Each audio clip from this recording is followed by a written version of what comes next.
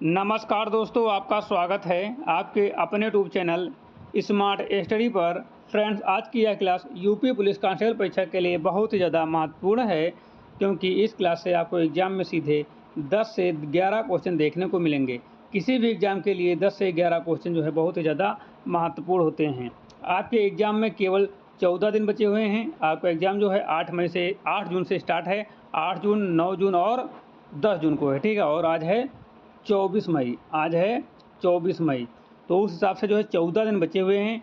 इन 14 दिनों में जो है स्मार्ट स्टडी पर बेहतर से बेहतरीन तैयारी कर लीजिए और एग्ज़ाम में जो है बेहतर प्रदर्शन करिए। एग्ज़ाम को फोड़ के आना है सभी को, ठीक है। तो बिना टाइम वेस्ट के आज की क्लास को हम स्टार्ट करते हैं। आज का हमारा पहला क्वेश्चन है, स्क्रीन पर पहला क्वेश्चन है कि उत्तर प्रदेश के किस जिले को भारत का सिराज हिंद कहा जाता है? उत्तर प्रदेश के किस जिले को भारत का सिराज या सिराज हिंद कहा जाता है? लखनऊ, जौनपुर, वाराणसी या प्रयागराज? तो पहले का सही जवाब है जौनपुर को, ठीक है। जौनपुर को शरकी शासकों के समय शिक्षा और कला का बड़ा केंद्र होने के कारण सिराज हिंद कहा जाता है। ऑप्शन नंबर बी बिल्कुल सही जवाब है, ठीक है। अगला क्वेश्चन नंबर 2। वर्ष 1925 का प्रसिद्ध काकोरी ट्रेन एक्शन काकोरी कांड उत्तर प्रदेश के किस शहर के निकट हुआ था? किस शहर के निकट हुआ था?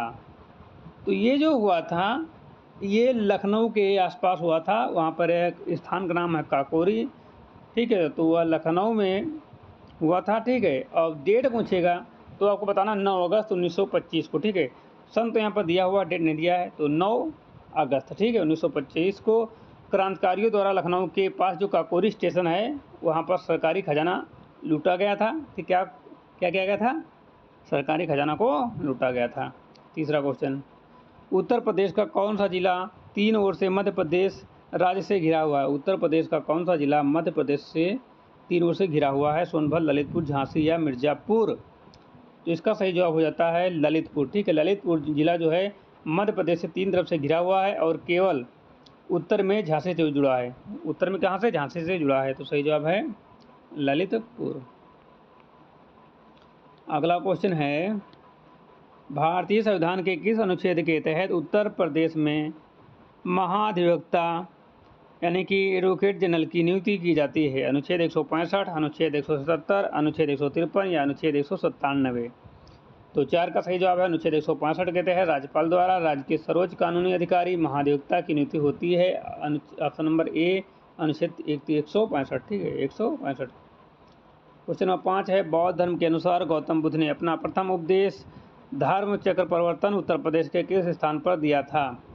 तो ये दिए थे सारनाथ में, ठीक है, सारनाथ में। सारनाथ है कहाँ पे? तो ये जो वाराणसी का निकट एक स्थान है सारनाथ, उसको क्या बोलते हैं? ऋषि पतमनम, ठीक है। वहाँ पर जो है अपना पहला उपदेश 5 ब्राह्मणों को दिया था। कितने ब्राह्मणों को? 5 ब्राह्मणों को जो है दिए थे। ऑप्शन नंबर सी सही जवाब है। अगला क्वेश्चन है, वायुमंडल की किस परत में मौसम संबंधी सभी घटनाएं जैसे बादल, वर्षा, आंधी आदि जो है घटित होती हैं? सभी घटनाओं का बताना है। समताप मंडल में, क्षोभ मंडल में, मध्य मंडल में या आयन मंडल में? किस मंडल में? तो ये जो सारी घटनाएं जो घटित होती हैं ये क्षोभ मंडल में होती हैं, ठीक है। वायुमंडल की सबसे निचली परत है जहाँ पर मौसम की सभी घटनाएं होती हैं, तो ये क्षोभ मंडल हो जाता है। बी नंबर बिल्कुल सही जवाब है, ठीक है। तो जितना पढ़ाया जा रहा है आप लोग सभी लोग अच्छे से पढ़ते रहिए और कमेंट करके बताइए कि आपके 6 में कितने क्वेश्चन सही हो चुके हैं, कितने बच्चों के 6 में 6 सही हुए हैं, कमेंट करके बता दो, ठीक है। हम चलते हैं क्वेश्चन नंबर 7 पर। आप लोग इसका जवाब कमेंट बॉक्स में जरूर देना। भारत में हरित क्रांति यानी कि ग्रीन रिवॉल्यूशन के जनक माने जाने वाले डॉक्टर एम.एस. स्वामीनाथन को मरणोपरांत किस सर्वोच्च नागरिक सम्मान से नवाजा गया? ठीक है, पद्म विभूषण, भारत रत्न, पद्म भूषण, राष्ट्र एकता पुरस्कार। तो भारत में हरित क्रांति के जनक डॉक्टर एम स्वामीनाथन को मरणोपरांत जो है वो सर्वोच्च जो सम्मान दिया गया है उसका नाम है भारत रत्न, ठीक है। तो भारत रत्न से सम्मानित किया गया है। ऑप्शन नंबर बी जो है बिल्कुल सही जवाब है। क्वेश्चन नंबर 8 है, अर्थशास्त्र में रेपो रेट और रिवर्स रेपो रेट का निर्धारण निम्नलिखित में से कौन सी संस्था करती है? तो 8 का सही जवाब हो जाता है भारतीय रिजर्व बैंक, RBI करती है। ठीक है, RBI।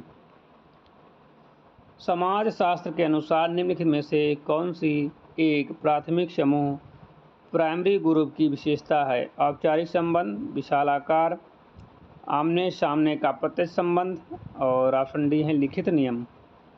तो 9 का सही जवाब हो जाता है ऑप्शन नंबर सी, परिवार, मित्र और पड़ोस प्राथमिक समूह है जहां आमने सामने का घनिष्ठ संबंध पाया जाता है।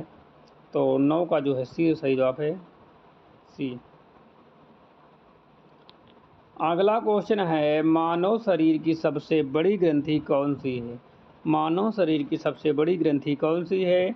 यकृत, अग्न्याशय, पीयूष ग्रंथि या थायराइड ग्रंथि? तो इसका जवाब तो सभी को पता होगा, बहुत बार बताया गया है। ठीक है, तो यकृत हो जाता है सही। वर्ष 2026 में आयोजित होने वाले 20वें यानी कि 20वें राष्ट्रीय खेलों गेम्स की मेज़बानी कौन सा देश कर रहा है? 20वें एशियाई गेम्स की मेज़बानी कौन कर रहा है? भारत, जापान, कतर या दक्षिण कोरिया? तो इसका जवाब हो जाता है जापान, आइची नागोया का रहा। ठीक है ना, ये शहर है। हाल ही में जारी नई शिक्षा नीति के क्रियान्वयन के तहत किस भारतीय राज्य ने 2026 में 100% डिजिटल साक्षरता हासिल करने का लक्ष्य पूरा किया? 100% यानी कि 100%। केरल, उत्तर प्रदेश, कर्नाटक या गोवा? तो 12 का सही जवाब हो जाता है, 12 का सही जवाब हो जाता है option number A, Kerala. Kerala जो है पारंपरिक रूप से शिक्षा में अग्रणी रहा है और 2026 के डिजिटल साक्षरता मिशनों में शीर्ष पर है। अगला, वर्ष 2026 में भारत ने किस पड़ोसी देश के साथ व्यापार और पारगमन संधि का नवीनीकरण किया है? पाकिस्तान, नेपाल, श्रीलंका या चीन? तो भारत और नेपाल ने आपसी व्यापार को सुगम बनाने के लिए वर्ष 2026 में पारगमन संधि का नया रूप दिया है। नेपाल। अगला क्वेश्चन है, हाल ही में 2026 में घोषित ज्ञानपीठ पुरस्कार से किसे सम्मानित किया गया है? दामोदर मावजाओ, ऑप्शन बी हैं अच्युतन नंबूदिरी और ऑप्शन सी हैं गुलजार, ऑप्शन डी हैं हालिया घोषित समकालीन लेखक। तो 14 का सही जवाब होता है option number A, Damodar Mauzo. मिस्र के काहिरा में आयोजित अंतर्राष्ट्रीय रक्षा प्रदर्शनी 2026 में भारत की ओर से किस स्वदेशी मिसाइल प्रणाली का प्रदर्शन प्रमुखता से किया गया? तो 15 का सही जवाब होता है बी, ब्रह्मोस मिसाइल का। अगला क्वेश्चन है, प्रसिद्ध रचना कामिनी के लेखक निम्नलिखित में से कौन से हैं? सूर्यकांत त्रिपाठी निराला, सुनीतानंद, जयशंकर प्रसाद या महादेवी वर्मा? तो सही जवाब हो जाता है जयशंकर प्रसाद जी। ठीक है। नेक्स्ट क्वेश्चन है, निम्नलिखित में से कौन सा उपन्यास मुंशी प्रेमचंद द्वारा रचित नहीं है? गबन, रंगभूमि, कर्मभूमि, मैला आंचल?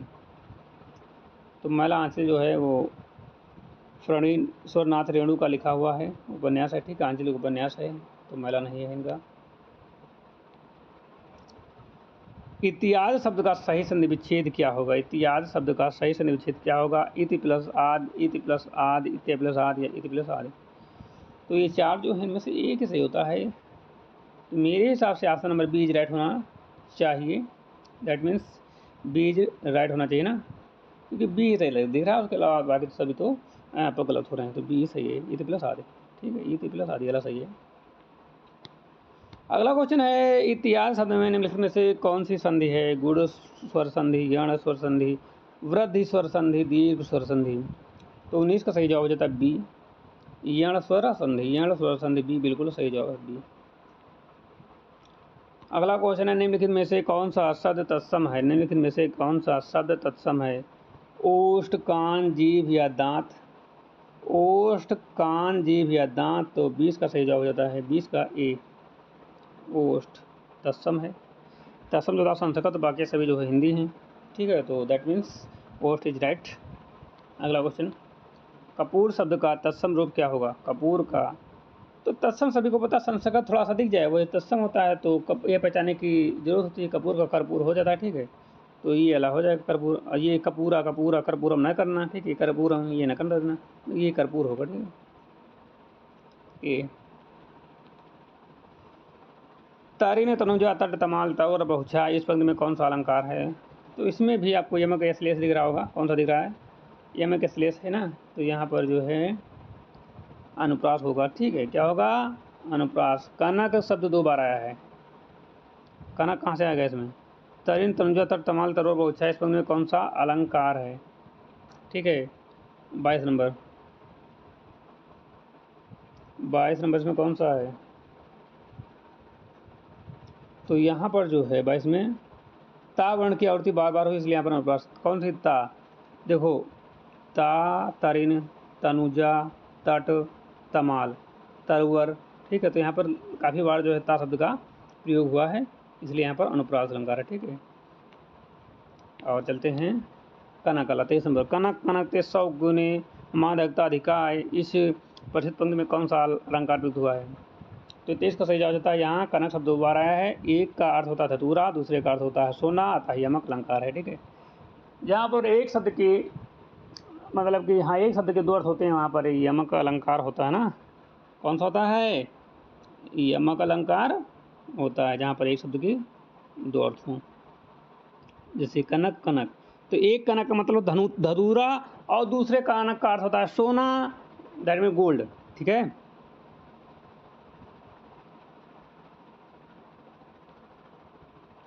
अगला क्वेश्चन, जो सब कुछ जानता हो इस वाक्यांश के लिए शब्द क्या होगा? तो सर्वज्ञ होता है बच्चों, सर्वज्ञ, ठीक है। अंबर शब्द का अनेकार्थी शब्द समूह निम्नलिखित में से कौन सा सही है? आकाश, आकाश, वस्त्र, और पानी, दूध, धरती, पाताल, सोना, चांदी।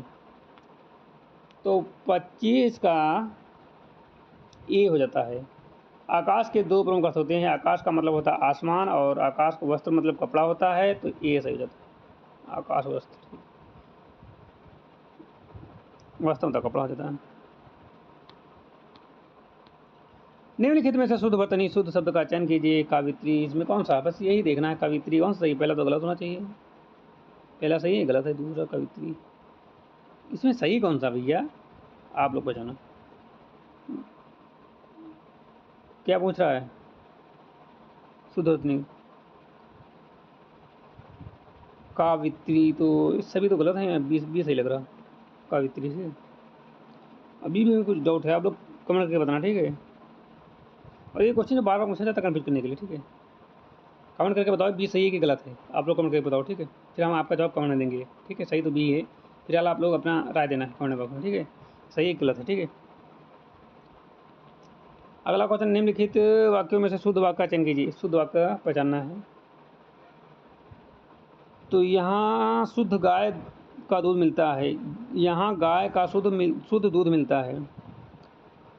शुद्ध गाय का यहाँ दूध मिलता है, गाय का शुद्ध दूध मिलता है, तो यहाँ शुद्ध गाय का दूध मिलता है, यहाँ शुद्ध गाय का, यहाँ गाय का शुद्ध दूध मिलता है, ये गलत हो जाएगा। यहाँ गाय का क्या शुद्ध दूध मिलता है, ये सही है, बाकी गलत है। ये गाय का यहाँ दूध मिलता है, नहीं, यहाँ गाय का शुद्ध दूध मिलता है, ठीक, ये सही है। सूर सागर के रचयिता कौन हैं जिन्हें अष्टचाप का जहाज भी कहा जाता है? तो 28 सही जवाब तो सी, सूरदास। दिए गए विकल्पों में अंधे की लाठी मुहावरे का सही अर्थ क्या है? अंधे की लाठी का सही अर्थ क्या है? तो बी सही जाता है, एकमात्र सहारा। उत्थान शब्द का सही विलोम शब्द क्या होगा? उत्थान शब्द का सही विलोम शब्द क्या होगा? तो 30 का सही जवाब होता है ए, पतन। हो जाएगा पतन, ए सही जवाब, ठीक है, ए बिल्कुल सही जवाब। तो आज की क्लास में बस शांत होते हैं। आपको क्लास अच्छी लगी तो लाइक कर देना, चैनल पर नया तो चैनल को सब्सक्राइब कर लेना, बेल आइकन को प्रेस कर लेना, ताकि आने वाली वीडियो का नोटिफिकेशन सबसे पहले आप लोगों को मिल सके। मिलते हैं नई क्लास के साथ, तब तक ले जाएंगे।